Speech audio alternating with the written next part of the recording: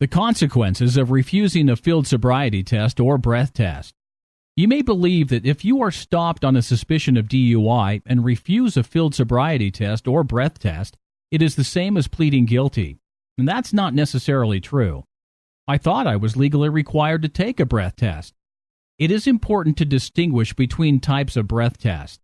One kind is called a preliminary alcohol screening, a PAS, and is administered as a type of field sobriety test, FST. The second type of breath test is one administered subsequent to a lawful arrest. Now, this second type of test is covered under implied consent law, and a refusal is a violation of law. So I can refuse to take field sobriety tests? Yes, although the police will not tell you, the reason they conduct FSTs is to gather evidence to have probable cause to make an arrest for DUI. The Fifth Amendment protection against self-incrimination forms the basis for your right to refuse. Are field sobriety tests indicative of alcohol-related impairment? There are many reasons, other than alcohol consumption, why individuals perform poorly on FSTs. The driver may suffer from a physical ailment that hinders test performance.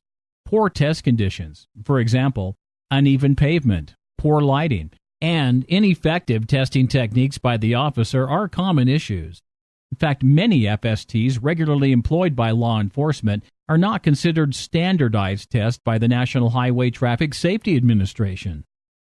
What are the consequences of refusing? In many cases, your refusal to take an FST will arouse suspicion in the officer that you have something to hide. That is, you have been drinking and are concerned that you cannot pass the test. The officer may make an arrest based on other evidence such as an odor of alcohol, slurred speech, or an open container in the vehicle, but cannot base the arrest on your refusal. Contact a DUI attorney. A DUI arrest is a serious matter, and you face both criminal charges and a DMV administrative action. Speak with an experienced DUI lawyer to understand your rights.